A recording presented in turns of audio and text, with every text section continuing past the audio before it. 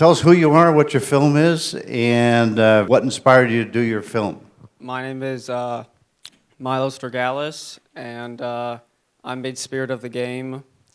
And I made that in my freshman year last year for my school. And it was about the Ultimate Frisbee Club in my school. And I was in it, and it was pretty much just a dramatization of what was actually happening at my school. So that's pretty much the real story of how the Great, thanks. club was made. Thank you. Yeah, go ahead very briefly. Yeah, so my name is Isaac, and my team and I made a movie about the people of the forest. Orang Rimba means people of the forest. So yeah, we were making a feature that we just completed about the burning of the forests in that part of Indonesia, in Sumatra. And one day before our last shoot, because we did several trips, somebody said, "Oh, have you heard about the Orang Rimba?" And it's like, no, we haven't. So to make a long story short, we drove 8 hours to the middle of literally nowhere to meet these people. We made a short out of that visit to tell the story, because this is an ethnic minority that's basically getting a really bad deal. They live like the ideal hippies 40 years ago. They lived in nature, they walked around practically naked, they hunted and they gathered, and now they have nothing. And we're trying to promote their situation so that they get some help from the Indonesian government, who's basically ignoring them. Thank you. Hello, my name is Emma. I directed the short film Over the Trees, The Boy in the Forest. And I don't remember very precisely, but I think I was first inspired by a poem by the German philosopher Nietzsche that says that when he stopped looking for what he was looking for, he found what he was looking for. And I wanted to make a movie that would be an experience of sound and vision about this thing, finding your way when you can hear that something, but you don't really know quite what it is. Great, thank you. Hi, I'm Brandon Katcher, director of Truth is Beauty. Next to me are Deborah Costa and Gay Quinn, who you probably saw in the film, and producer Derek Lee. Truth is Beauty started off as a much simpler concept, which once we heard some of the stories that we were getting became something much bigger. Great, thank you. So would it be okay to just open it up to the questions we've got about, we really probably have only about 10 minutes, I think, for questions. So I'd like to get them. If there are no questions, I have one. Is there anything I can't see? Back in the back there on the right?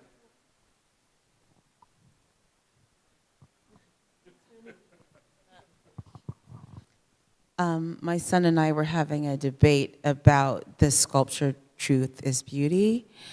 And I'd say maybe 5 or 6 years ago, we went over on a day trip to Treasure Island, and we saw a sculpture very much like her standing there.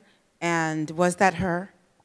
No. But was it by the same sculptor? Yes, both by Marco Cochran, both the same model. And that sculpture is now in Las Vegas. She's called Bliss Bear. I was sad when she disappeared. There was something very special about her. Well, come to San Leandro and see her younger sister. I definitely will. And could the rest of us know where that secret tech campus is? I had no idea it was there. So down by the downtown San Leandro BART station. You just have to take the BART trip away. You can see it from the BART. Okay, I go by there all the time, and I've never seen it. So thank you. So down by the BART station, yeah. Cool. I have one question for the man that did the orang. Isaac. Is the Indonesian government on board with getting companies to make sustainable palm oil, and is there even any such thing at this point in Indonesia? Because the industry the demand has been driven so hard for the palm oil. You know, we think it's great, it's in everything, but it's not. So what is the Indonesian government doing towards making it sustainable? Anything or nothing, do you know? No, I mean, a lot of things are happening and things are different.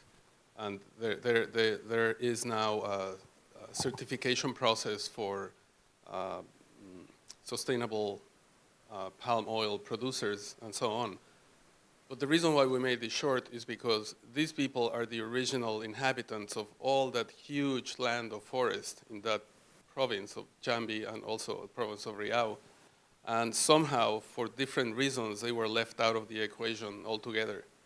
So right now, it's about 10,000 people who used to own that forest who have nothing.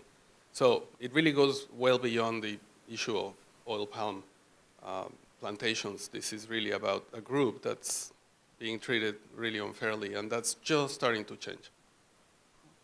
So they have people who are going after the government to say pay attention to us? Well, yeah, there's for activists. indigenous. I mean, one of the person who put us in touch with them is an activist who's fighting for their rights, and yeah, well, then we're trying to help to raise the awareness of this issue. Thank you. Thank you. Are there other questions in the back? Right here in the center? Another question for Isaac. Can you talk a little bit about the process you had to go through to persuade the people to be filmed and finding people who would be the appropriate characters to discuss what was happening? That's a great question, and we really didn't have to do much because the people who put us in touch with them kind of convinced them to meet us, and all we had to do was to actually bring some food. So when I asked, well, we usually don't do this for the people that we interview because we don't want to give the impression that we're buying their opinion, etc. They said, well, you bring whatever you want. So we went to the store and we brought some sacks of rice and stuff like that.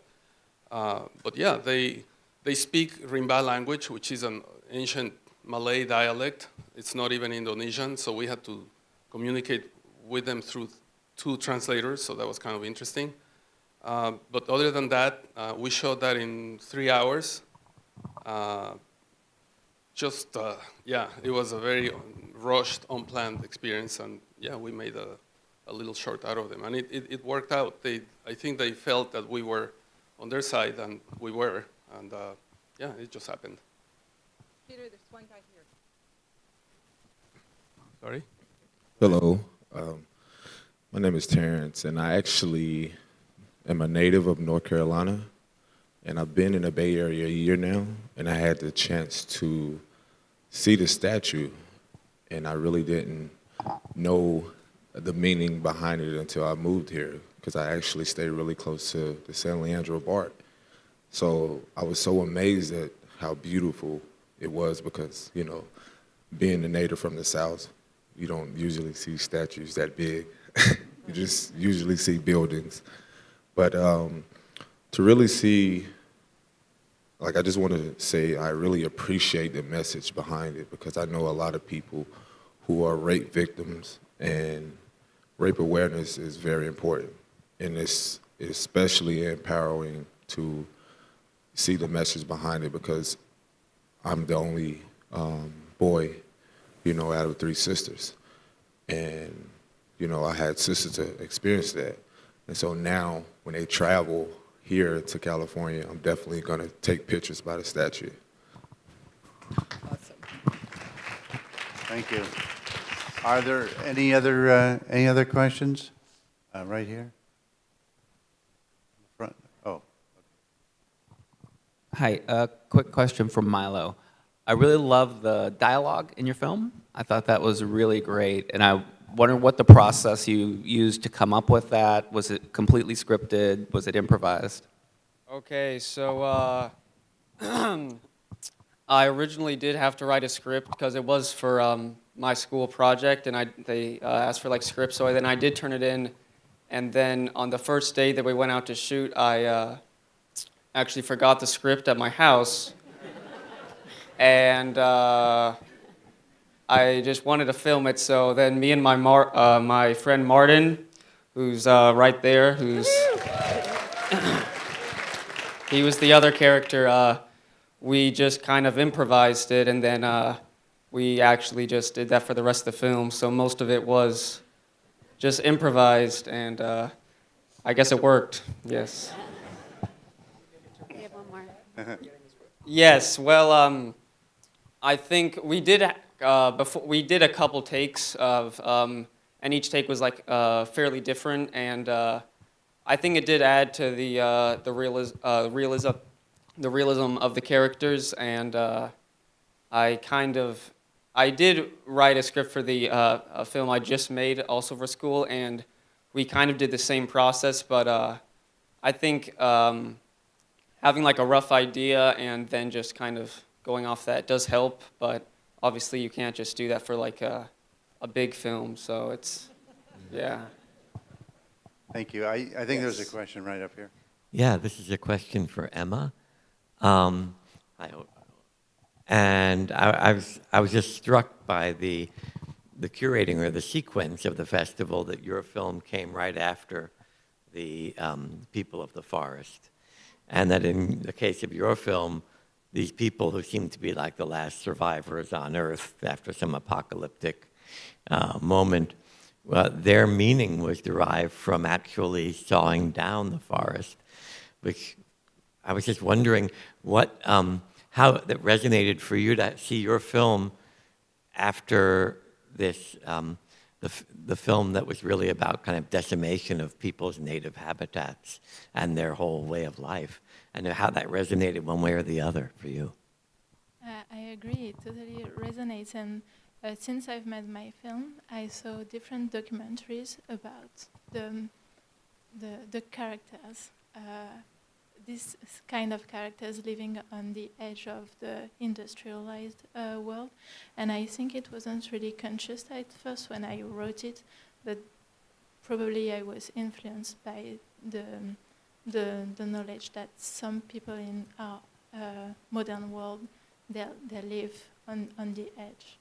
And it could happen.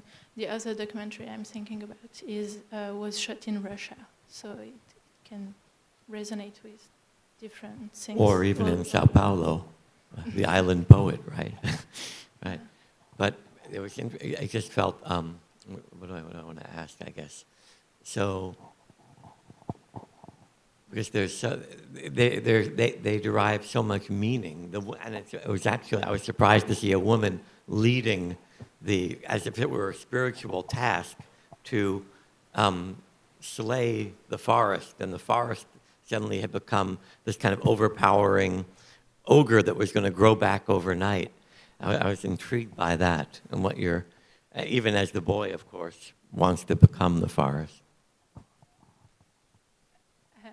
I don't know what to tell you. The idea was that the different kind of characters in this film, they have a different relationship to the environment, and the forest is something that can change depending on the way you look at it. It can be a frontier you can't cross, or it can be something threatening, or it can be the real purpose of the trip. Thank you. Great. Thank you very much. Thank you all for coming.